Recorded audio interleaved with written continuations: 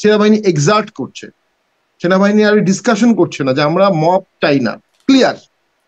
আপনি যদি দেশপ্রেমিক হন আপনি মব করতে পারবেন না। নোবেল সহ 10টি আন্তর্জাতিক পুরস্কারে করমুক্ত করা হচ্ছে। তেনারা আসলে তাদের নোবেলের প্রাইজ মানিটা বরং বিভিন্ন চ্যারিটিতে ডোনেট করেছেন। এরকম কিছু যদি আমরা দেখতাম তাহলে হয়তো ভালো হতো। ইউনূস স্যারের বিভিন্ন কাজে মনে হচ্ছে যে উনি খুব দ্রুত সব সমাধান করে ফেলতে চাচ্ছেন। তার মধ্যে একটা হচ্ছে তার ব্যাংকের সমস্যাগুলো সমাধান করা, তারপরে তার নিজের মামলাগুলো খুব দ্রুত পর্যায়ে শেষ হয়েছে একদিনের মধ্যে। তারপরে তার ট্যাক্সের বিষয়গুলো সমাধান করা। নৌকায় আপনি এক পাশে এক সারি মাল্লা দিয়ে দিলেন, আরেক পাশে কাউকে রাখলেন না, নৌকা ডুবে গেছে, ডুবে যায়। সেরকম একটি বড় দল ছাড়া যদি বিএনপি ভোটে নেমে যায়, এই বিএনপি 280টি আসন পাবে, 290টি আসন পাবে। 290টি আসনের একটি দলকে আপনি স্বৈরাচার হওয়া থেকে কিভাবে ঠেকাবেন? আরেকটা ট্যাগ আছে, মানে স্বৈরাচারের দোসরের বাইরে আরেকটা বিষয় বলা হয় যে আপনারা সুবিধাবাদী রাজনীতি করেন আর কি। কখনো আওয়ামী লীগের সাথে জোট, কখনো বিএনপি যখন যার সাথে সুবিধা হয় তখন তাদের সাথে জোট করেন, কখনো বা গৃহপালিত বিরোধী দলের তকমা আপনাদের কপালে জোটে, এরকম কিছু বিষয় আছে। তো আপনারা আসলে কি ভাবছেন এবার কাদের সাথে জোট করতে পারেন? মানে এই সরকার মবের ভয় দিয়েই দেশ চালাচ্ছে। সেনাবাহিনী ডেকেছে এবং সেনাবাহিনী ব্রিফিং করেছে যে তারা এটা করবে না, তারা ভুলবশত করেছে, আবেগের বশে করেছে। বৈষম্যবিরোধী ছাত্রদের সাথে তো আমাদের কোনো কোনো প্রকার দ্বন্দ্বের কোনো কারণ নাই। এবং খুব দুঃখের বিষয়, রংপুরে যে ছেলেটি আগুন দিয়েছে বা মিছিল দিয়েছে বা এই মুহূর্তে বৈষম্য বিরোধী প্রধান, 6 তারিখে সে ফুলের মালা নিয়ে বেনর মোস্তফাকে ফুলের মালা দিয়েছে যে আপনার এই আন্দোলনে ব্যাপক ভূমিকার জন্য আমরা আন্দোলন করতে পেরেছি, ওনাকে ফুলের মালা দিয়েছে। তার সাথে ফুলের মালায় ছিল আরিফ, সে জেলে ছিল। আমাদের 3জন সদস্য সেই সময় জেলে ছিল আন্দোলনের কারণে। সেই 3জনের একজন হচ্ছে ছাত্র সমাজের সভাপতি আরিফ, যে এখন মামলা করেছে ওদের বিরুদ্ধে, এবং সেখানে রংপুরের বৈষম্য বিরোধী ছাত্রদের নেতাদের বিরুদ্ধে একটা মামলা সেটা নেওয়া হয়েছে। আবার রংপুরের বৈষম্য বিরোধী জিএম কাদের সহ মোস্তফা সহ সবার বিরুদ্ধে মামলা করেছে, সবার বিরুদ্ধে। এখন যে ছেলেটা রাজনৈতিক অভিজ্ঞতা 2-4 বছর, সে মোস্তফার বিরুদ্ধে মামলা করেছে, যে মোস্তফার অভিজ্ঞতা আজকে 40 বছর 50 বছর। রংপুর উত্তরবঙ্গের লোক, দিনাজপুর, নওগাঁ, নাটোর, রংপুর, গাইবান্ধা, আপনি থ্রু আউট দ্য হিস্ট্রি দেখবেন, দেবী চৌধুরীর এলাকা, গাইবান্ধা আমার গ্রাম যেখানে, দেবী চৌধুরী আমার পাশে, এগুলো হচ্ছে রেভিলিয়াস এলাকা, এগুলো হচ্ছে অ্যান্টি এস্টাবলিশমেন্ট এলাকা। নাচলের রানী এখানে ছিল ইলামুত্র, নাটোরে। তারপর দিনাজপুরে আপনার কানসাট ঘটনা ঘটেছে, চাঁপাইনবাবগঞ্জে। দিনাজপুরে ইয়াসমিন হত্যা মামলা, কৃষকের সার হত্যা মামলা, সমস্ত কিছু সন্ন্যাসী বিপ্লব ব্রিটিশ পিরিয়ড এখানে হয়েছে। এবং অতি সম্প্রতি 90 সালে যখন এরশাদকে অ্যারেস্ট করা হলো তার ক্ষমতা ছাড়ার পরে, রংপুরের লোক ডিসি অফিস ঘেরাও করেছিল, লাথি মেরে ডিসি অফিস ভেঙেছে, ভেঙে সেখানে গিয়ে ডিসি কে ফোর্স করেছে নমিনেশন জমা দিতে। গাইবান্ধার লোক তো গিয়ে ওখানে ডিসির কলার ধরেছে। ওখানে কোনো 99% টোটাল ওয়ান সাইডেড ছিল এখন জাতীয় কি পার্টি। করলো? এখন যখন জিএম কাদেরের বাড়িতে সাবেক সেনাপ্রধান এরশাদের বাড়িতে রাষ্ট্রপতি, তার বাড়িতে আপনি যেভাবে বলছিলেন এভাবে হামলা হলো, তখন আসলে জনগণ কি করলো? তখন জনগণ অবশ্যই পরের দিন ব্যাপক আন্দোলন করত, ব্যাপক ক্ষোভ হতো, কিন্তু সেনাবাহিনী তখন টেক ওভার করে নিয়েছে। এবং আপনি দেখবেন এই ঘটনার পরে সেনাবাহিনীর যে মুভমেন্ট, সেনাবাহিনীর মুভমেন্টের সাথে আগের মুভমেন্ট, আই মিন এই ঘটনার আগের এবং পরের মুভমেন্টের আপনি বিহেভিয়ারিয়াল একটা পার্থক্য দেখবেন। সেনাবাহিনী এক্সার্ট করছে, সেনাবাহিনী আর ডিসকাশন করছে না যে আমরা মব চাই না, ক্লিয়ার। আপনি যদি দেশপ্রেমিক হন আপনি মব করতে পারবেন না। আপনি যদি মব করেন তাহলে আপনি দেশপ্রেমিক না, আমি আপনার বিরুদ্ধে স্পষ্ট নিব। খুব মিষ্টি ভাষায় শক্ত কথা বলেছেন কিন্তু যে কিন্তু আমাদের আপনি বলছিলেন এটা brigadier sir. Attempt to murder. Attempt to মার্ডারে কি মিষ্টি ভাষায় শক্ত কথা বলার কথা? সেটা অবশ্যই উচিত না, অ্যারেস্ট হওয়া উচিত ছিল, তাদেরকে জেলে দেওয়া উচিত ছিল। কিন্তু ডেফিনেটলি তারা যেহেতু আন্দোলন করেছে বা তাদের সাথে একটি বিশাল সংগঠন আছে, অন্য অন্য জেলায় তখন আবার আন্দোলন শুরু হবে তাদের মুক্তির জন্য, হয়তো বা সেনাবাহিনী এখানে একটা স্টিক অ্যান্ড ক্যারট অ্যাপ্রোচ নিয়েছে, সেটা সেনাবাহিনীর নিজস্ব দক্ষতা, নেগোসিয়েশন স্কিল, ডিপ্লোমেসি স্কিল। আমি মনে করি ফর দ্য ফার্স্ট টাইম আন্দোলন করা বা এই বৈষম্য বিরোধী ছাত্রদের বিরুদ্ধে মামলা হয়েছে, এই প্রথম। এর আগে কোনো মামলা হয়নি, মামলা হয়েছে। আমি এখন যেটি প্র্যাকটিক্যালি বুঝি, এই এনসিপি যেটি এখন নিবন্ধিত দল না, নিবন্ধিত দল ছাড়া তারা প্রধান উপদেষ্টার কাছে গিয়ে দেশের নির্বাচন বিষয়ে মতামত দেয়। অনিবন্ধিত দল নির্বাচন নিয়ে বলছে নির্বাচন পিছাতে হবে। এনসিপি বৈষম্য বিরোধী তারা এত বেশি ফ্রন্টে শত্রু বাড়াচ্ছে, তাদের তো একসময় দেখা যাবে জামাত এবং ডক্টর ইউনূস স্যার ছাড়া কেউ থাকবে না। এবং ডক্টর ইউনূস স্যার যদি কখনো বলেন আমি আর রাজনীতি করব না, এই নেতারা তো প্যারেন্টলেস হয়ে যাবে তিনি তো টোটালি, কারণ রাজনীতি তারা করছেন জাতীয় না। তিনি করছেন না, বাট করতে পারেন এমনটি সবাই মনে করছেন। এনসিপির স্বপ্ন ধারণ বাহন সবই ডক্টর ইউনূস স্যারকে ঘিরেই হচ্ছে। ডক্টর ইউনূস স্যারও সমস্ত স্বপ্ন এনসিপি ঘিরেই করছে, যে এনসিপি ভোটে 250টি আসন পাবে, বিশাল জনপ্রিয় দল হবে, তরুণরা 17 বছর 16 বছর থেকে 22 বছরের তরুণরা দেশ চালাবে, এরকম ইউটোপিয়াজম কল্পনা অনেকে করতেছে তাত্ত্বিকরা, যারা কখনো ভোটের এক্সপিরিয়েন্স বিন্দুমাত্র নাই। এর ফলে যেটা ঘটছে, এই ছেলেরা অতি উৎসাহিত হয়ে, ওই যে বললাম আপনার এলাকার সবচেয়ে হুম। সিনিয়র পলিটিশিয়ান, তার বিরুদ্ধে আপনি মামলা করছেন। আপনি যে মামলা করছেন এটা অন রেকর্ড রয়ে গেল যে আপনি অমুক অমুক অমুকের বিরুদ্ধে মামলা করছেন। এইটা তো বহুদিন পর্যন্ত এটা রেস্ট থেকে যাবে। এই একই কাজ আওয়ামী লীগ করেছিল, তার রেশ আওয়ামী লীগ পাচ্ছে। আওয়ামী লীগ তো একটা অনেক বড় দল, তারা এই ধাক্কা নিচ্ছে। এই ছোট ছেলেপেলেরা, এরা তো এই ধাক্কা নিয়ে বাকি জীবন কাটাতে পারবে না। এদেরকে উৎসাহিত করে এদেরকে ধ্বংস করা হচ্ছে, এদেরকে অতি এক্সাইটেড করে অ্যাটাক করিয়ে এদেরকে ধ্বংস করা হচ্ছে। এদেরকে আর ধাক্কাটা কে দেবে? মানে উত্তরবঙ্গে আওয়ামী লীগ যেমন গণ অভ্যুত্থান হলো, তাদের ধাক্কাটা ছিল সেটা, মানে এনসিপির ধাক্কাটা কে বা কিভাবে? দেখুন, এদেশের মানুষ কখনোই অধ্যত্ব পছন্দ করে না, এদেশের মানুষ কখনো নেগেটিভ ফোর্স পছন্দ করে না। সাধারণ মানুষ এদের বিরুদ্ধে নেমে যাবে, অলরেডি নেমে গেছে। আপনি পত্রিকা খুললে প্রতিদিনই বৈষম্য বিরোধী অথবা আপনি প্রতিদিনই এনসিপির কারো না কারো বড় দুর্নীতির নিউজ পাচ্ছেন। এবং অনলাইনে যে ব্যাপক জোয়ার একসময় তাদের পক্ষে ছিল, এটা তাদের বিপক্ষে চলে গেছে, যদি অনলাইন ভিত্তি করে কিছুই হয় না। এবং আমি মনে করি মাঠে ঘাটে তারা খুব সাড়া ফেলতে পারেনি, যদিও অতি সম্প্রতি সাজিদ সাহেব উত্তরবঙ্গ ভিজিট করলেন এবং তার মিটিং এ বেশ লোকজন দেখা গেল।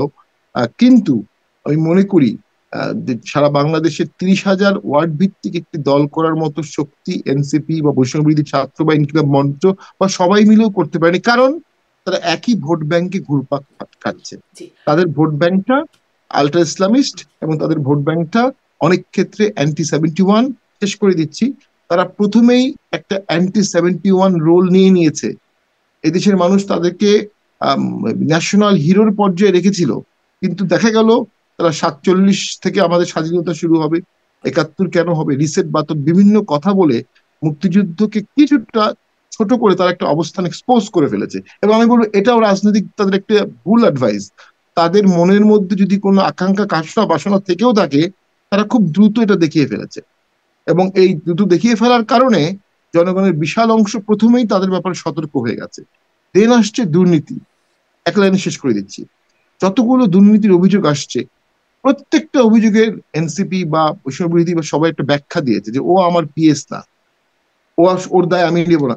কেউ প্রমাণ করতে পারেনি দুর্নীতিটি হয়নি, কেউ বস্তুনিষ্ঠ ভাবে অঙ্ক দিয়ে বলতে পারেনি দুর্নীতি হয়নি, কিন্তু সবাই ডিশোল্ডারিং করছে দুর্নীতির অভিযোগটা।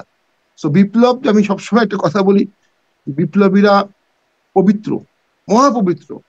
বিপ্লব অবস্থায় যারা মারা যায় তারা বাকি জীবন শহীদের মর্যাদা পায়, ন্যাশনাল হিরো। বিপ্লবী যখন করাপ্টেড হয়ে যায়, তখন তারা আর বিপ্লবী থাকে না। তখন বিপ্লবকেও সে ধারণ করেনি, বিপ্লবও তাকে আর ধারণ করবে না, তারা তখন জাতীয় বার্ডেন হয়ে যায়। আপনি ইতিহাস বলছিলেন তাই বলে। এনসিপির ভোটের ব্যাংকের হিসাবের কথা বলছেন, আমি আপনাদের ভোটের হিসেবের কথাও একটু পরেই জানতে চাই। কিন্তু আপনি মানে ওই জায়গাটি আপনি কি মনে করেন যে পরিস্থিতির উন্নতি হয়েছে? কারণ যখন ঢাকায় জাতীয় পার্টির অফিসে হামলা হলো, অগ্নিসংযোগ হলো, তখন সেখানে সেনাবাহিনী পুলিশ আশেপাশেই ছিল, সেটা ঠেকানো হলো না। পরবর্তীতে আমি আপনার কাছেই আমার এই প্রোগ্রামে জিজ্ঞাসা করেছিলাম যে মামলা হয়েছে কিনা, আপনি বলেছিলেন মামলা নেওয়া হয় নাই তখন সেই ঘটনায়। মানে এখন এই ঘটনায় একটা বাড়িতে হামলা হলো, সাবেক সেনাপ্রধানের বাড়িতে, সাবেক রাষ্ট্রপতির বাড়িতে, আমরা দেখেছি 32 নম্বর বঙ্গবন্ধুর বাড়িতেও হামলা হলো, সেখানেও সেনাবাহিনীর উপস্থিতি ছিল কিন্তু তারাও চলে আসলো। এখানে অন্তত ডাকা হলো এবং কথা হলো। মানে মবের বিরুদ্ধে কি এখন অবস্থানটা উন্নতি হয়েছে? যে কালকে বিএনপির বর্ষিয়ান নেতা সালাউদ্দিন সাহেব উনি যখন চিফ অ্যাডভাইজারকে কথা বলছিলেন, অলি আহমেদ কথা, সবাই কিন্তু ল অর্ডার নিয়ে খুব কনসার্ন, যে ল অর্ডার ভেঙে পড়েছে। এবং ল অর্ডার ভেঙে পড়লে সে দেশে কোনো সংস্কার সম্ভব হয় না, সে দেশে কোনো উন্নয়ন সম্ভব হয় না, সে দেশে কোনো কিছুই হবে না। তো সেই ক্ষেত্রে সেনাবাহিনী দেখছে যে ল অর্ডার ভাঙতে ভাঙতে একটা পর্যায়ে কোথায় যাবে।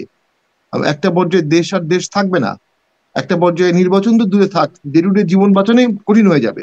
এবং যে ভয়েসে এই মবকারীরা সেনাবাহিনীর সাথে কথা বলে, যে টোনে, এটা তো সেনাবাহিনীর জন্য খুব অমর্যাদাকর, যে টোনে তারা পুলিশের এসপি অথবা ওসির সাথে কথা বলে। ধানমন্ডিতে একটা ঘটনা ঘটেছিল, হুম। আর ঘটনা ঘটলেই তারা ছুটে যাচ্ছে বড় বড় নেতারা। এটাও তো আরেকটা ইল অ্যাডভাইস।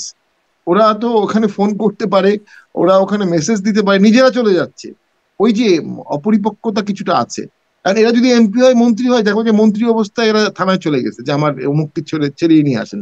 এটা মানে ফিলোসফিক্যালি খুব সুন্দর মনে হয় যে সহকর্মীকে ছড়িয়ে নিতে জেলখানায় চলে গেছেন, কিন্তু রাষ্ট্র কাঠামোয় চিট ধরিয়ে দেয়, অর্ডার অফ প্রেসিডেন্ট হায়ারার্কিতে চিট ধরিয়ে দেয়। এই ক্ষেত্রে আমি মনে করি সেনাবাহিনী একটা মেসেজ দেওয়া শুরু করলো রংপুর থেকে। এর আগেও 2006 সালে যখন এরশাদ স্যারের নমিনেশন বাতিল করে দেওয়া হলো, তখনও কিন্তু রংপুর থেকেই আন্দোলন শুরু হলো। ইভেন 24 সালে আবু সাইদের মৃত্যু হলো রংপুরে, তারপরে কিন্তু আন্দোলন বেগবান হয়েছে। এবং রংপুরে সর্বদলীয় আন্দোলন প্রথম বাংলাদেশে শুরু হয়েছে রংপুরে, এই 24 সালেও। রংপুর একটা টার্নিং পয়েন্ট, ইতিহাসে অসংখ্যবার হয়েছে, আবার হবে, আবার হতে যাচ্ছে। এবং এই ক্ষেত্রে ডেফিনেটলি আমি মনে করি সেনাবাহিনী রংপুরের মানুষের পালস বুঝে এখানে ন্যায় বিচার করেছে। এবং মামলায় কি হবে আমরা জানি না, হাজারো মামলা সারাদিনই হচ্ছে। কিন্তু যেভাবে করে আমাদের এই বিপ্লবীরা আস্তে আস্তে বিএনপির কাছে, জাতীয় পার্টির কাছে, আওয়ামী লীগের কাছে, সাধারণ মানুষের কাছে কিছুটা আইসোলেশনে যাচ্ছে, কিছুটা দুর্নীতির অভিযোগে তারা অভিযুক্ত হচ্ছে। আম, আমি তো মনে করি তারা আস্তে আস্তে দল করতে পারবে না। তাদের একমাত্র ভবিষ্যৎ হচ্ছে বিএনপি যদি তাদেরকে আসন ছেড়ে দিয়ে স্বতন্ত্র প্রার্থীকে জোর করে বসিয়ে তাদেরকে জিতিয়ে নিয়ে আসে। কিন্তু বিএনপির বিএনপির সাথে তো দায়িত্ব তাদের পড়ে একটা যাবে। মুখোমুখি মানে একদম বাকবিতণ্ডার অবস্থা বিরাজ করছে। সেখানে বিএনপি কেন তাদের জন্য আসন, মানে এই অবস্থানের কোন রকম সম্ভাবনাও কি আছে যে তাদেরকে আসন ছেড়ে দেবে বিএনপি? বিএনপি এসব বিষয়ে অতীতে আমরা দেখেছি যথেষ্ট লিবারেল দল, অনেক ছোট দলকেই তারা অ্যাকোমোডেট করেছে। এখন ওই যে বললাম, ইল অ্যাডভাইসের কারণে এই ছাত্ররা অনেক ক্ষেত্রেই অনেক বড় বড় নেতার সাথে দ্বন্দ্বে জড়িয়ে গেছে। সেদিন দেখলাম একজন নেতাকে বলছে আপনি পড়ালেখা করে আসবেন, এটা নিয়ে ঝগড়া হচ্ছে। আরেক জায়গায় দেখলাম আরেকজন আমাদের রিপন ভাইয়ের সাথে ঝগড়া হচ্ছে। তো ঝগড়া না করাটা হচ্ছে রাজনীতি, ঝগড়া করে চাপিয়ে দেওয়াটা তো রাজনীতি না। তো ডেফিনেটলি তাদের সাথে সিনিয়র অনেক পলিটিশিয়ানের মানসিক দূরত্ব হচ্ছে, এটা বয়সের কারণে হতে পারে। কিন্তু বিএনপি হয়তো বা তাদেরকে কিছু কিছু জায়গায় সাপোর্ট দিবে, অ্যাকোমোডেট করবে। কতটুকু করবে কেন করবে? এই জায়গাটাই, এটা করবে এই কারণে যে ইলেকশনের যে দাবিটা উঠেছে, সেই দাবির পথে একমাত্র বাধা এখন এনসিপি এই মুহূর্তে। ডক্টর ইউনূস স্যার আমার অত্যন্ত শ্রদ্ধাভাজন ব্যক্তি। অনেক বক্তব্য তার শুনেছি, মনোমুগ্ধকর বক্তব্য, কয়েক কোটি মানুষকে বক্তব্য দিয়ে উনি হিপনোটাইজ করতে পারেন, এই ক্ষমতা তার আছে, দেশের একজন অ্যাসেট। এই 8 মাসে উনি ওনার সেই অসাধারণ ক্যারিশমা দেশের স্বার্থে ব্যবহার করলেন না। ওনার আশেপাশের যে অ্যাডভাইজারি হ্যান্ড আছে, এই হ্যান্ডটা তাকে সাপোর্ট দিতে পারেনি। তিনি সাপোর্টিভ হ্যান্ড গড়েননি, সবকিছু করেছেন, একটা সুন্দর দেশ গড়ার টিম কেন করলেন না, এটা দুঃখের বিষয়।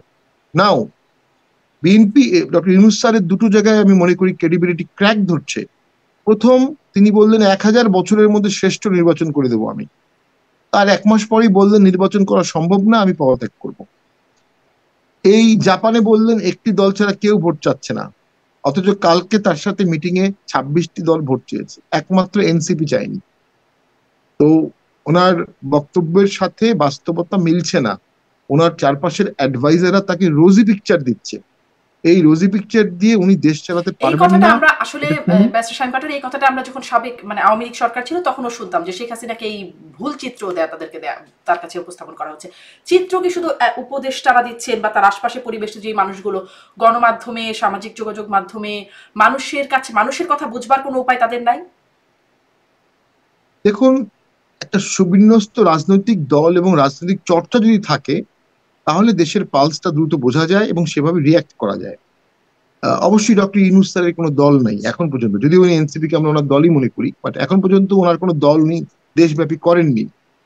ওনার তথ্যগুলো আসতেছে কোত্থেকে আমরা জানি না, তবে এটা আমরা অনুভব করি দেশের সব গোয়েন্দা সংস্থা, সব ব্যুরোক্রেসি, সব পুলিশ, সব আর্মি এই সরকারকে একযোগে সমর্থন করছে না কয়েকটা কারণে।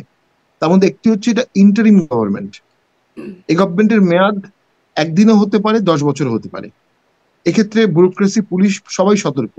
দুই, কিছু জায়গায় এত বেশি ইন্টারফারেন্স করা হচ্ছে যে প্রশাসন, গোয়েন্দা সংস্থা, ব্যুরোক্রেসি তারা এক্ষেত্রে সরকারকে সহযোগিতা করবে না, এটাই খুব নর্মাল। দুই, নারী কমিশনের রিপোর্টের মতো বিতর্কিত একটি বিষয় এই সেন্সিটিভ সময় এই সরকারের কমিশন দিয়েছে। এটা কোনো ওয়াইজ মুভ হতে পারে না। টাইমিংটা খুব রিফর্মের জন্য টাইমিংটা খুব ইম্পর্টেন্ট।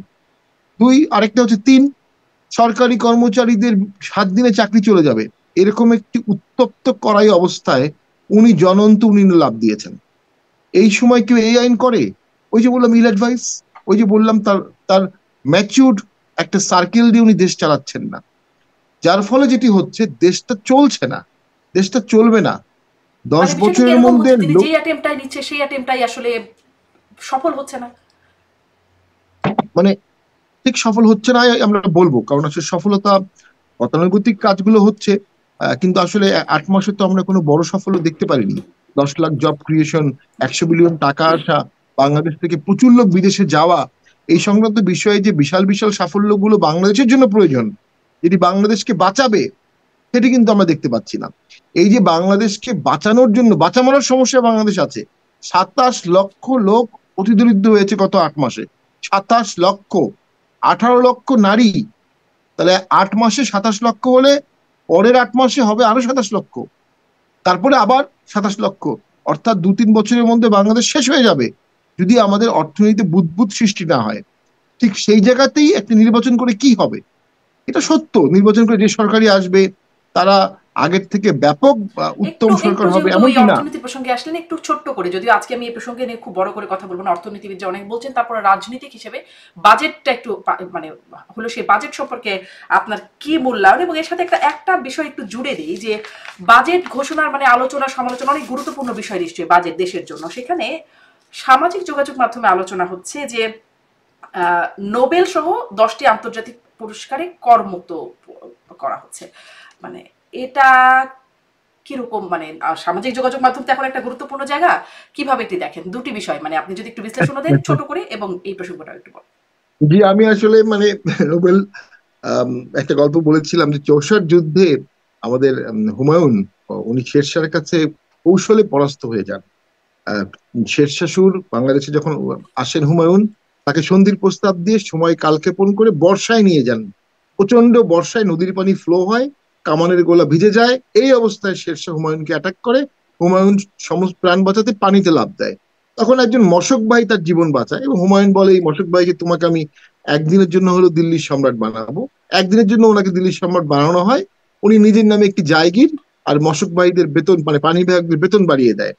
তো ইউনুস স্যারের বিভিন্ন কাজে মনে হচ্ছে যে উনি খুব দ্রুত সব সমাধান করে ফেলতে চাচ্ছেন। তার মধ্যে একটা হচ্ছে তার ব্যাংকের সমস্যাগুলো সমাধান করা, তারপরে তার নিজের মামলাগুলো খুব দ্রুত পর্যায়ে শেষ হয়েছে একদিনের মধ্যে। তারপরে তার ট্যাক্সের বিষয়গুলো সমাধান করা, একটি ইউনিভার্সিটি করা, এগুলো খুবই তুচ্ছ ব্যাপার তার জন্য। এবং নোবেল নোবেল প্রাইজ উনি কি এটা বুঝিয়েছেন আমি জানি না, ট্যাক্সের এই বাজেটের এই পার্টটা আমি দেখিনি। উনি কি বুঝিয়েছেন যে অতীত নোবেল প্রাইজ আগের যেটা পেয়েছেন সেটা, হুম। নাকি ভবিষ্যতে পেতে পারেন সেটা? তো আমি সাধারণত না, আমি আইন তো আসলে হয় আমিও প্রসপেক্টিভ। বাজেট নিয়ে খুব আজকের বিষয়ে আলোচনা করবো না, কিন্তু সামাজিক যোগাযোগ মাধ্যমে দেখলাম বিভিন্ন গণমাধ্যমের লিংক দিয়ে দিয়েছে নোবেল সহ কয়েকটি, মানে তখন মনে হলো যে আমরা তো আসলে দেখি অনেক আন্তর্জাতিক নোবেল লরেট আছেন, যারা যেমন মার্কিন সাবেক প্রেসিডেন্ট ক্যান্ডিডেট ছিলেন আলগোর, এরকম অনেকেই আছেন। আম, রাশিয়ার একজন দিমিত্রি মুরাটভ, তেনারা আসলে তাদের নোবেলের প্রাইজ মানিটা বরং বিভিন্ন চ্যারিটিতে ডোনেট করেছেন। এরকম কিছু যদি আমরা দেখতাম তাহলে হয়তো ভালো হতো। আপনি বলছেন যে কিভাবে ট্যাক্স মাফ করে নিয়েছে, কিভাবে এই বিষয়গুলো হচ্ছে আর কি, তার সমস্যাগুলো সমাধান করে ফেলছে। যাই হোক, এই বিষয়ে খুব কথা না বলি, আপনি কি এই বিষয়ে আরেকটু বলতে চান, বাজেটের প্রসঙ্গে আরেকটু বলতে না, চান? বাজেট বিষয় নিয়ে আমরা এখনো আমরা বাজেটটা পুরো দেখি আসলে। আচ্ছা। যেটি হচ্ছে অনেক বড় বাজেট হয়েছে এবং প্রায় 4.5 লক্ষ কোটি টাকা এখানে কর আদায়ের চেষ্টা করা হয়েছে, যেটা কোনোভাবেই সফল হবে না। হুম। কোনোভাবে, এটা আগেও হতো না। আগেও সব সময় অ্যাম্বিশিয়াস টার্গেট দেওয়া হতো, কিন্তু কাছাকাছি যেহেতু এখন এটা কাছাকাছি যাওয়ার কোনো সুযোগ নাই। আমি যতটুকু কর সম্পর্কে জানি, হুম। কর আদায়ের হার অত্যন্ত কমে গেছে।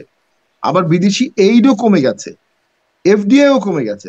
তাহলে সরকার ইভেনচুয়ালি যেটা করবে, আগের সরকারের মতো ব্যাংক থেকে লোন নিতে বাধ্য হবে। হুম। যখন সরকার ব্যাংক থেকে লোন নেবে, তখন প্রাইভেট ইনভেস্টররা ব্যাংক থেকে আর লোন পাবে না। ঠিক ওই জাতাকলের মধ্যেই বাংলাদেশ আবার পড়ে যাচ্ছে। তো বাজেট অভ্যন্তরীণ নিয়ে আমরা সোর্স বেশি থেকে কথা বড় বলবো না। অঙ্কের। মূলত রাজনীতি ঠিক হলে অর্থনীতি ঠিক হবে, রাজনীতি ঠিক না হলে অর্থনীতি ঠিক হবে এমন নজির বাংলাদেশে নাই, পৃথিবীতে নাই। জি, মেসার শ্যাম পাটোয়ারি আবার ওই পুরনো জায়গায় আসি যে সেই হামলার ঘটনায় যারা জড়িতরা সেনা ক্যাম্পে গিয়ে তো সরি বলেছেন এবং তারা বলেছেন আর হবে না, আর হবে না। এটি কি আপনারা আস্থায় নিতে পারছেন? কারণ সম্প্রতি আপনারা ইফতার মাহফিল থেকে শুরু করে নানান রকম যেই আয়োজনই করতে গেছেন জাতীয় পার্টিকে স্বৈরাচারের দোষর আপনারা, এই জন্য আপনাদেরকে সেগুলো করতে দেওয়া হয়নি, বাধা দেওয়া হয়েছে। আর হবে না, এটি কি আপনারা আস্থায় নিতে পারেন? রংপুরের খুব সুমিষ্টভাষী ব্রিগেডিয়ার জেনারেল সাহেব খুব মিষ্টি হেসে বলেছেন যে এটা রংপুরে হবে না, বাংলাদেশের কোথাও হবে না। তো আমরা সেনাবাহিনীর কথার উপর আস্থা রাখতে চাই। হুম, সকল দল তাদের মত প্রকাশ করবে, তাদের প্রোগ্রাম করবে, সেখানে অ্যাটাক হবে কেন? তো অ্যাটাক হচ্ছে কেন? তাত্ত্বিকভাবে জাতীয় পার্টিকে নিয়ে এনসিপি একটি আম, সংকটে পড়ে গেছে। প্রথম সংকট হচ্ছে জাতীয় পার্টিকে আম, জাতীয় পার্টি পালায়নি, প্রথম কথা। দ্বিতীয় কথা, জাতীয় পার্টির একটা বড় অংশ, কারণ আমি টকশোতে সুস্পষ্টভাবে আন্দোলনের পক্ষে কথা বলেছি, মেয়র মোস্তফা আন্দোলন করছে, এবং আমাদের চেয়ারম্যান সংসদে বলেছে যারা বৈষম্য বিরোধী আন্দোলন করছে তারা মুক্তিযোদ্ধা। তো আমাদেরকে আন্দোলন বিরোধীও বলতে পারছে না। কিন্তু আমাদের ভোট আছে, উত্তরবঙ্গে ব্যাপক ভোট আছে, তার সাথে ফ্লোটিং ভোটের একটা সম্ভাবনা আছে, তার সাথে কোনো কারণে আমরা বড় বা ছোট একটি দলের সাথে জোট করে ফেলতে পারি যে কোনো সময়। ঠিক এর কোনো একটি ঘটনা ঘটলেই দেখা যাবে জাতীয় পার্টি বেশ উল্লেখযোগ্য সংখ্যক ভোট বা আসন পাচ্ছে। হুম, 91 সালে চরম প্রতিকূলতার মধ্যে আহ জাতীয় পার্টি 35টি আসন পেয়েছিল, চরম প্রতিকূলতা, পোস্টার লাগাতে পারেনি, ভোট চাইতে পারেনি। 70টি আসনে সেকেন্ড হাইয়েস্ট ভোট পেয়েছিল। 96 সালে জাতীয় পার্টি 16% ভোট পেয়েছিল। এনসিপির এই সাফল্য আসার সম্ভাবনা আপাতত দৃষ্টিতে তারা দেখছে না। জাতীয় পার্টিকে ধ্বংস করতে পারলে, জাতীয় পার্টিকে গর্তে ঢুকিয়ে ফেলতে পারলে, জাতীয় পার্টিকে ঘরে ঢুকিয়ে খাঁচাবন্দি করতে পারলে এনসিপির মনে হচ্ছে যে তারা হয়তোবা উত্তরবঙ্গে জাতীয় পার্টির ভোটগুলো পাবে, যেটি সম্পূর্ণ ভুল, হুম। সম্পূর্ণ ভ্রান্ত। জি, বরঞ্চ আপনি আমি শেষ বলছেন যে করে দিচ্ছি। আপনারা হয়তো বড় বা ছোট দলের সাথে জোট করে ফেলতে পারেন। মানে আপনাদের সাথে সাথে আরেকটা ট্যাগ আছে, মানে স্বৈরাচারের দোসরের বাইরে আরেকটা বিষয় বলা হয় যে আপনারা সুবিধাবাদী রাজনীতি করেন আরকি। কখনো আওয়ামী লীগের সাথে জোট, কখনো বিএনপি যখন যার সাথে সুবিধা হয় তখন তাদের সাথে জোট করেন। কখনো বা আ গৃহপালিত বিরোধী দলের তকমা আপনাদের কপালে জোটে। এরকম কিছু বিষয় আছে। তো আপনারা আসলে কি ভাবছেন? এবার কাদের সাথে জোট করতে পারেন? মানে করতে পারেন আপনি বলছিলেন যদি করেন। এরকম কোনো প্ল্যান হয়েছে? পরিকল্পনা আছে? উম সমালোচনা তাদেরকে নিয়েই হবে যারা আলোচনার যোগ্য।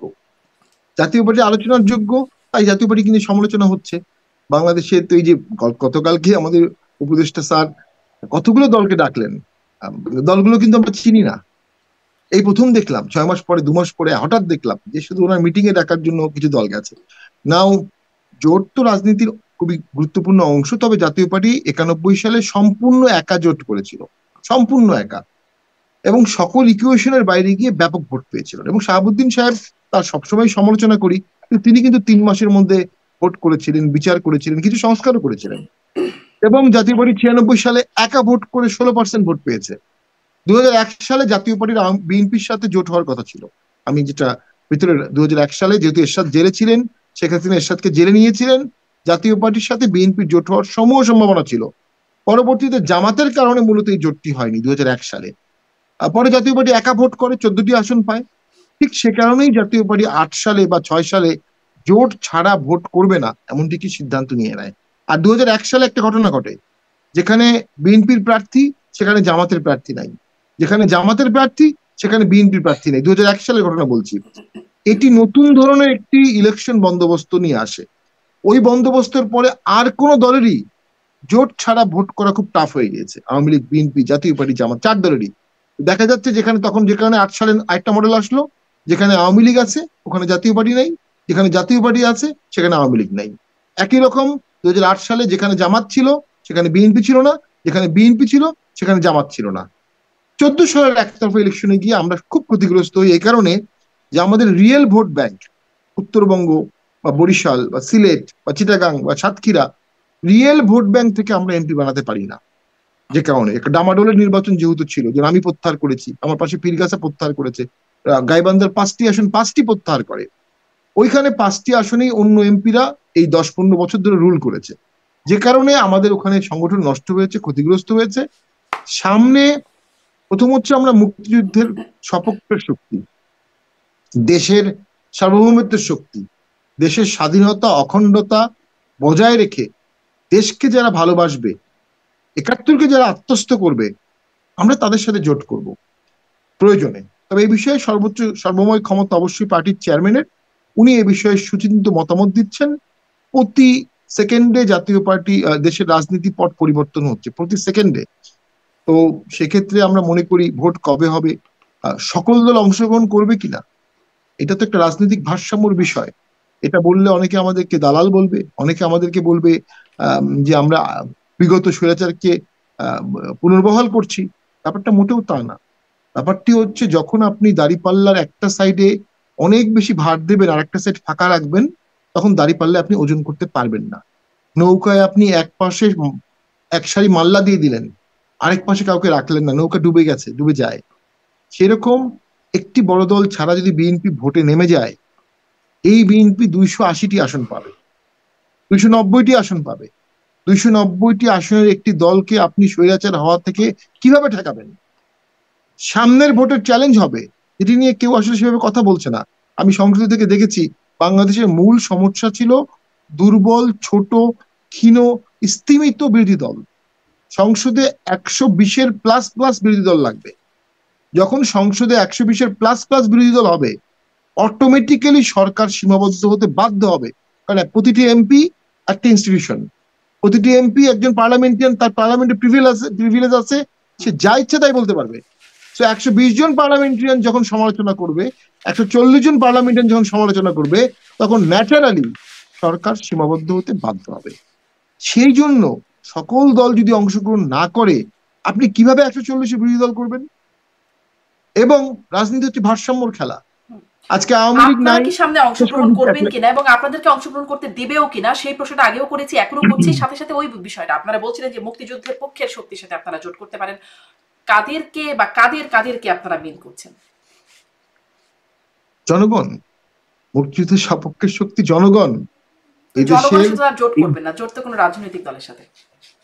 হ্যাঁ, সেটা একটা মোর্চা। আমরা আমরা আমরা মনে করি দেশের স্বার্থে এখন একটা 71 মোর্চা করা প্রয়োজন, মুক্তিযুদ্ধ মোর্চা করা প্রয়োজন। সেই মোর্চায় সকল দল থাকবে, সকল মত থাকবে, যারা বাংলাদেশকে ওন করে, 71কে ওন করে। আমি মনে করি এই মহান আন্দোলনের পরেও 24-এর আন্দোলনটা তো অসাধারণ ছিল, এবং আমরা জানি দেশে বিদেশে সকলে অংশগ্রহণ করেছে। কিন্তু 71কে তো আন্দোলন ওন করে করা, আওয়ামী লীগ, তাহলে আওয়ামী লীগ কি সেই মোর্চায় থাকবে? 71 ওন করে আওয়ামী লীগ। আওয়ামী লীগ তো নিষিদ্ধ দল। যদি আওয়ামী লীগ নিষিদ্ধ দলই থেকে থাকে, আইনগতভাবে তো আওয়ামী লীগ তাহলে ভোট করতে পারবে না, অবশ্যই। আর আওয়ামী লীগ এখনো পরিবর্তিত হয়নি, আওয়ামী লীগকে পরিবর্তিত হতে হবে।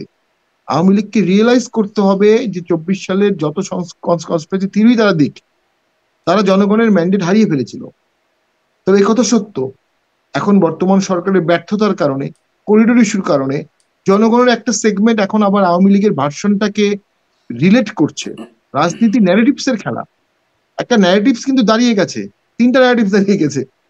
একটা অংশ যারা আওয়ামী লীগের অংশ, তারা জেনুইনলি মনে করছে যে হয়তোবা দেশকে করিডোর দেয়নি দেখে ওই শেখ হাসিনাকে চলে যেতে হয়েছে।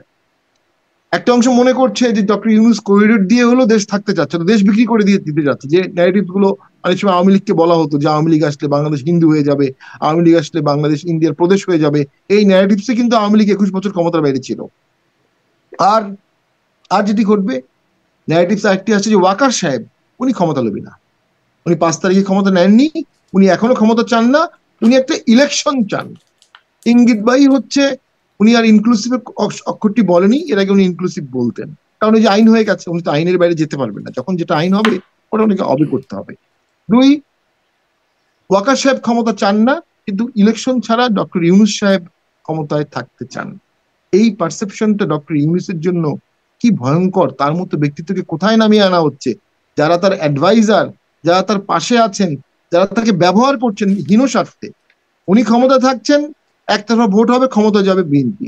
উনি ক্ষমতা থাকবেন, জামাতের নিবন্ধন প্রত্যাহার হয়ে গেল, এটা স্বাভাবিক।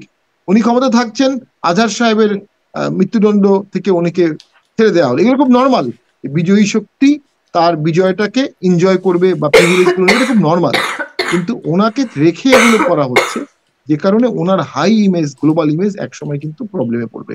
উনি রাজনীতিতে সকল রাজনীতিবিদকে কাছে টানতে পারেননি। ওনার উচিত ছিল দেশটা গঠন করতে সকল রাজনীতিবিদকে, যারা দেশপ্রেমিক, যারা সৎ, যাদের হাতে রক্ত নাই, তাদেরকে পাশে নিয়ে ওনার মোর্চা করা উচিত ছিল। এই যে উনি মোর্চা করার সুযোগটা পেয়েছিলেন, কিন্তু এই উনি আর ক্যাটাগরির বাইরে জীবনে আরেকটা মোর্চা করার ক্যাটাগরি সুযোগ তৈরি হচ্ছে, পাবেন সেটা না। হচ্ছে স্বৈরাচারের দোসর, যে ক্যাটাগরিতে আপনারা আসলে কোনোভাবেই মানে তাদের মধ্যে যেতে পারছেন না। দেখুন যদিও আমি প্রথম একটু, সেই 5ই আগস্টের ডাকে আপনারা ছিলেন, তারপরে আর আপনারা যেতে পারছেন না। আমি আসলে এই জায়গাটিতে আরেকটু সার্বিক রাজনীতির আলোচনায় আসবো। জাতীয় ঐক্যমত্য কমিশনের 2য় দফা শুরু হলো, মানে বরাবরের মতো আপনারা ডাক পাচ্ছেন না, একটু ওটা নিয়েও জানতে চাইবো। তবে আপনি বলছিলেন যে জামাতের নিবন্ধন ফিরে পাওয়া, এটিএম আজহারুল ইসলামের রিভিউ পিটিশনে মানে নজিরবিহীনভাবে মৃত্যুদণ্ড থেকে খালাস পেয়ে যাওয়া এবং বিচারের নামে অবিচার হয়েছে এরকম রায় আসলো। এখন আন্তর্জাতিক অপরাধ ট্রাইব্যুনালে শেখ হাসিনার বিচার শুরু হয়েছে, সাবেক প্রধানমন্ত্রী, এবং সেটা একদম টেলিভিশনে সরাসরি দেখানো হচ্ছে। আপনার কাছ থেকে, এটি তো একটা বিষয় বটেই, আপনার কাছ থেকে আইনজীবী হিসেবে এবার একটু জানতে চাইবো, এইখানে আপনার কাছে উল্লেখযোগ্য কি কি দিক ভালো মনে হচ্ছে, কি কি দিক খারাপ মনে হচ্ছে। আরও সাথে একটা প্রশ্ন করেই দিই যে চিফ প্রসিকিউটর বলছেন যে এটি এই বিচার কেবল অতীতের প্রতিশোধ নয়, এটি ভবিষ্যতের জন্য প্রতিজ্ঞা। কেবল অতীতের প্রতিশোধ নয়, অতীতের প্রতিশোধ প্লাস ভবিষ্যতের জন্য প্রতিজ্ঞা, বিষয়টা এরকম মনে হচ্ছে। মানে এটাও একটা বিশ্লেষণ একটু জানতে চাই। দেখুন যদি মোটা দাগে আমরা বলি দেশে মানুষ মারা গেছে, মানুষ মারা গেলে বিচার হবে, খুব নর্মাল।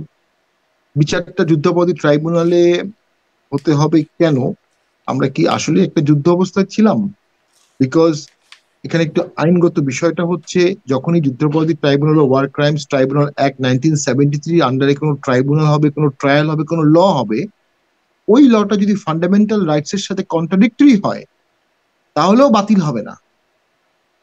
এটা আর্টিকেল 47-এ এই প্রোটেকশনটা দেয়া আছে, যদি ওয়ার ক্রাইমের জন্য কোনো ল করা হয় তাহলে সে লটা সংবিধান বা ফান্ডামেন্টাল রাইটস এর সাথে কন্ট্রাডিক্টরি হলেও বাতিল হবে না। তার মানে এই না যে আপনি ওয়ার ক্রাইম ট্রাইব্যুনাল করবেন কোনো মানবাধিকারই মানবেন না, ব্যাপারটা তা না। ওখানে রুলস অফ এভিডেন্স রিল্যাক্সড করা আছে। রুলস অফ এভিডেন্স, যেমন হেয়ার্স এভিডেন্স আপনি নর্মাল ট্রাইব্যুনাল নিতে পারবেন না, কিন্তু ওখানে পারবেন। সমস্যা হলো আর্টিকেল 47-এ বলা আছে, ওয়ার শব্দটা বলা আছে, যুদ্ধ। সেই যুদ্ধটা আমরা এখানে হয়েছে কিনা এটা একটা ব্যাখ্যা আসবে। দুই, ওখানে মোস্টলি স্ট্রেস করা হয়েছে প্রিজনার অফ ওয়ার, ব্যক্তি, organisation and prisoner of war. এটা কনজাংটিভ না ডিসজাংটিভ একটু বলা মুশকিল।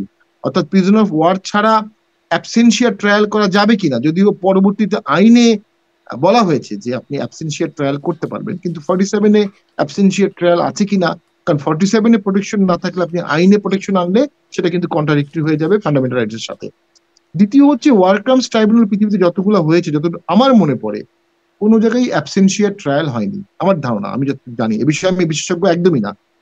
আরেকটা ফেসবুকে দেখলাম, আমি এটা জানি না সত্য মিথ্যা, সেটা হচ্ছে ডিফেন্স লয়ার রাষ্ট্র থেকে যাকে দেওয়া হয়েছে, এটা অবশ্য আমি অথেন্টিসিটি বলবো না, তিনি খুব সম্ভবত আমাদের বন্ধুবর, খুব ভালো আইনজীবী, শিশির মনিরের অ্যাসোসিয়েট। শিশির মনির তো শিবিরের সভাপতি ছিলেন, অবশ্যই জামাত করেন এবং খুব ভালো মানুষ, খুব ভালো লয়ার। তার জুনিয়র ডিফেন্স লয়ার হতে পারে, কিন্তু জামাতের প্রবণ একজন আইনজীবী শেখ হাসিনা বা সরকারের পক্ষের লয়ার, তাহলে তো সবাই একই হচ্ছে, সবাই তো এক দলের হচ্ছে। বরঞ্চ এখানে নিরপেক্ষ যেটা এখান পান্না অথবা এইরকম যারা আছেন, আরো কয়েকজন আছেন যারা আওয়ামী লীগ করেন না, তারা আন্দোলন করেছেন আওয়ামী লীগের বিরুদ্ধে, কিন্তু ন্যায় বিচারের পক্ষে, মানবাধিকার বিজ্ঞানী, এরকম কাউকে ডিফেন্স লয়ার দিলে এটা অনেকটা ভালো জেনাই দেখাতো। খান পান্না তো আগ্রহ প্রকাশ করেছিলেন যে তিনি সুযোগ পেলে শেখ হাসিনার লয়ার হতে হ্যাঁ, চান, সেটা মানে তাহলে হলো না কেন?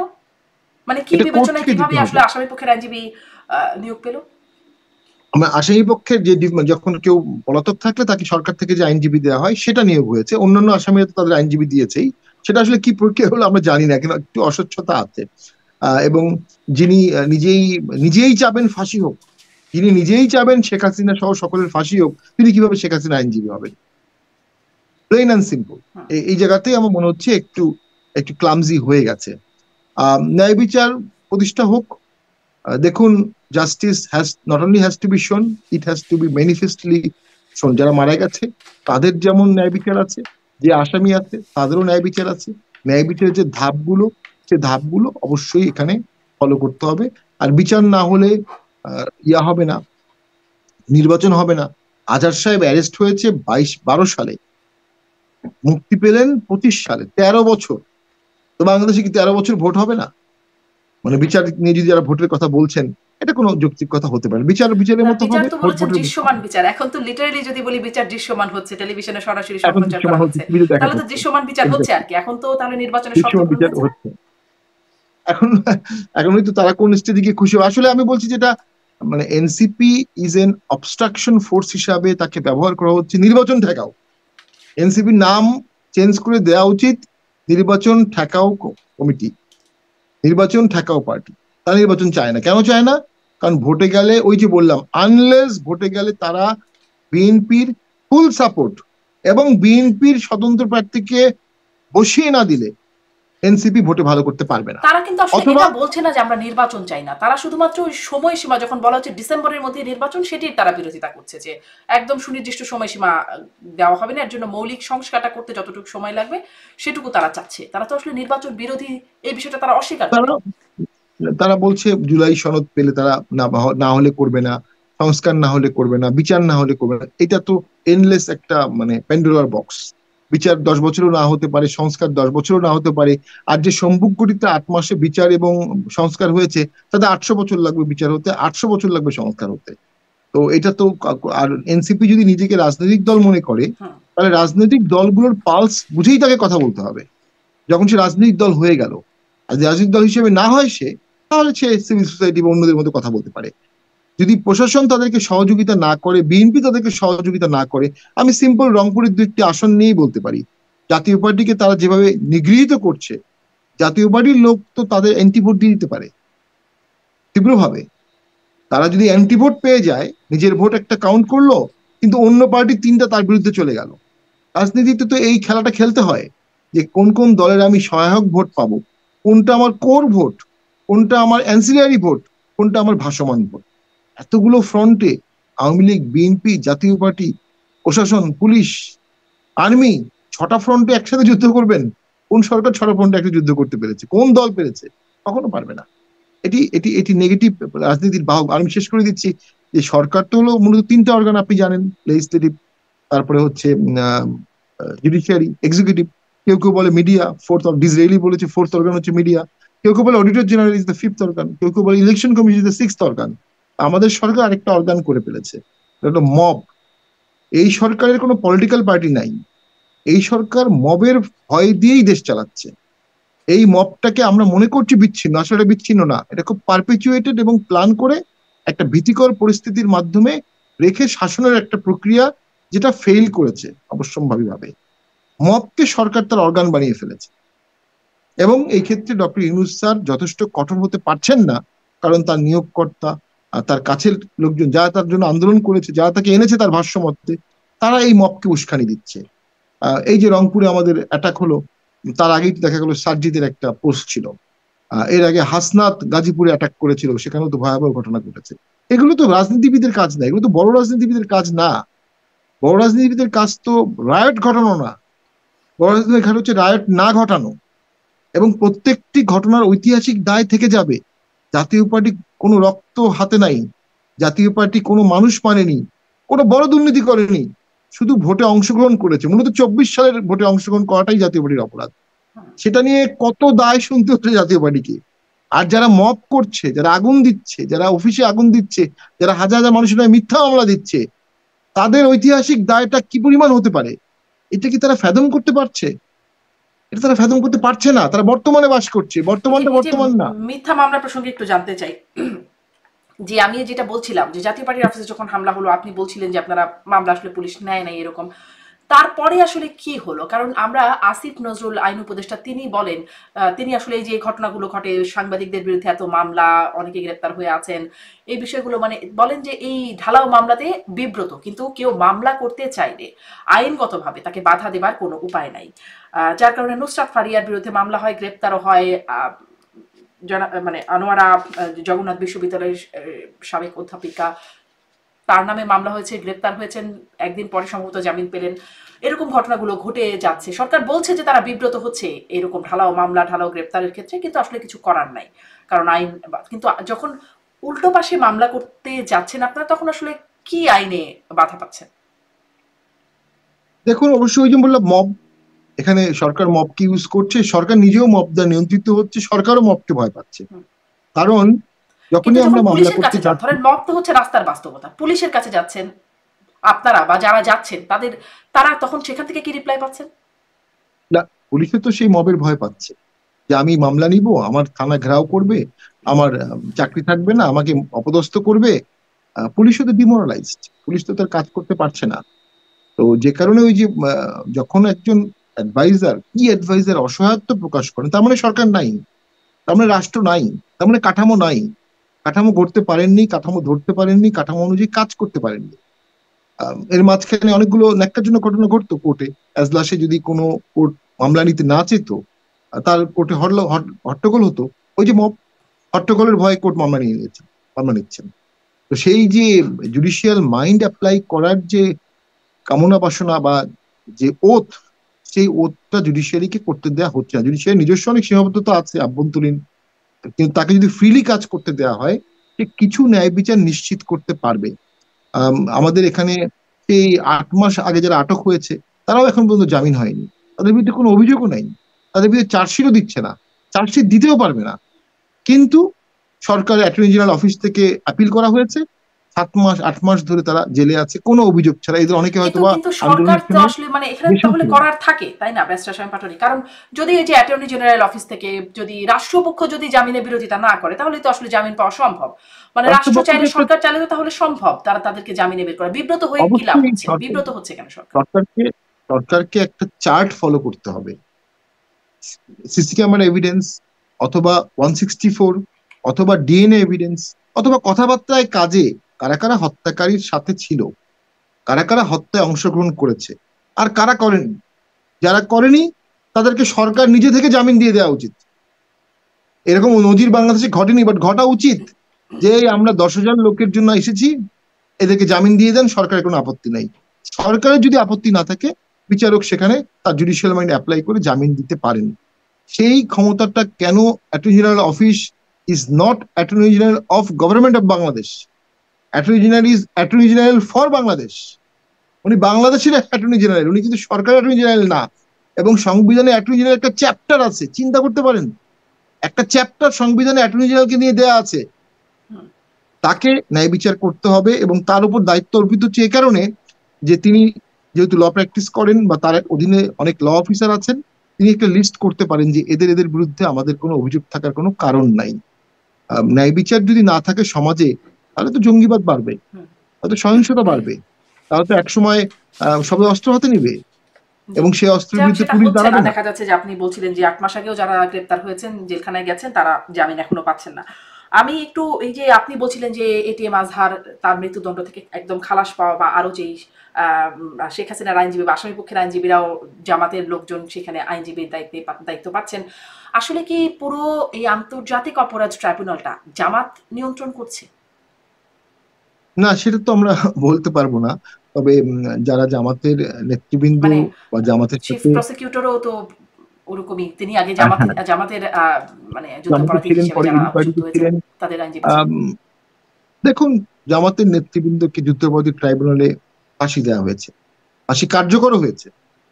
এরপরে 17 বছর এই সরকার, একটা সরকার ছিল 16 বছর, সেই সরকারের পতন হয়েছে। পতন ঘটানোর ক্ষেত্রে জামাত মুখ্য ভূমিকা পালন করেছে। এখন জামাত তো তার যে রাগ, ক্ষোভ, দুঃখ, কষ্ট, বেদনা, এটা সে করবে। অর্থাৎ উম তাদেরকে যুদ্ধবন্দী ট্রাইব্যুনালে বিচার না হওয়া পর্যন্ত জামাত স্বস্তি পাবে না।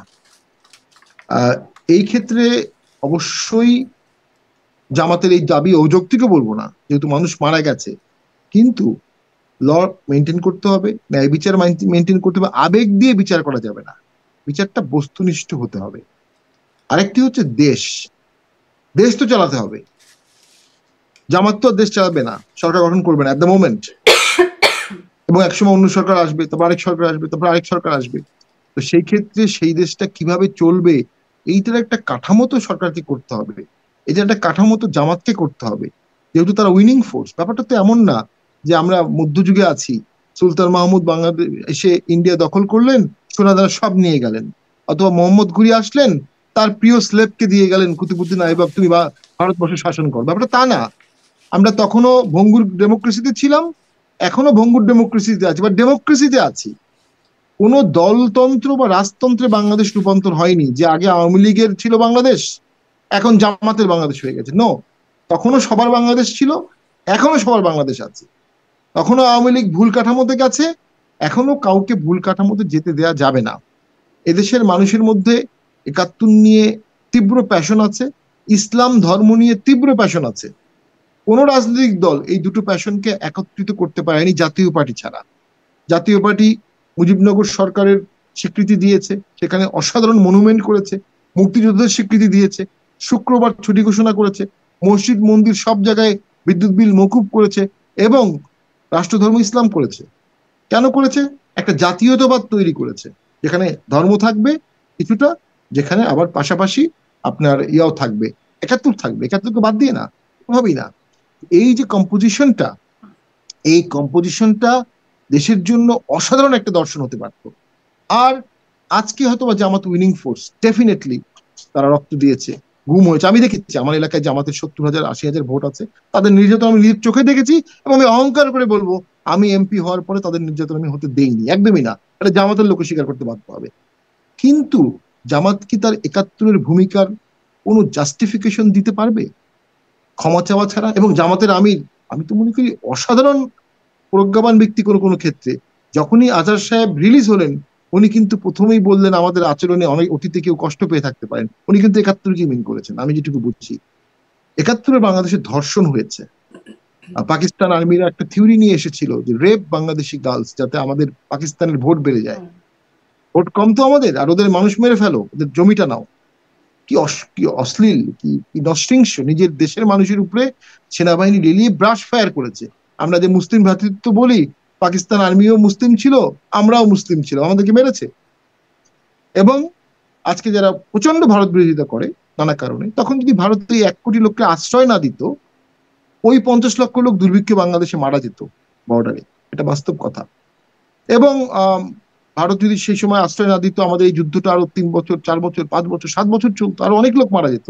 এটা ভারতেরও বার্ডেন হতো, আমাদেরও বার্ডেন হতো। আমরা আদৌ স্বাধীন হতে পারতাম কিনা আমরা জানি না। আমরা তখন আরো বড় মাপের কলোনি হতাম, আগেও কলোনি ছিলাম, তখন আরো বড় মাপের পাকিস্তানের কলোনি হতাম। আরেকটা জিনিস আমি বলবো, ভারত বাংলাদেশকে স্বাধীন করে তার একটা স্ট্র্যাটেজিক অবস্থানে গেছে। তার ৩০০০ কিলোমিটার বর্ডার নিয়ে তাকে টেনশন করার কথা না, যদিও করতে হয়, কিন্তু ভারত কিন্তু তার সেনাবাহিনী সরিয়ে নিয়েছে।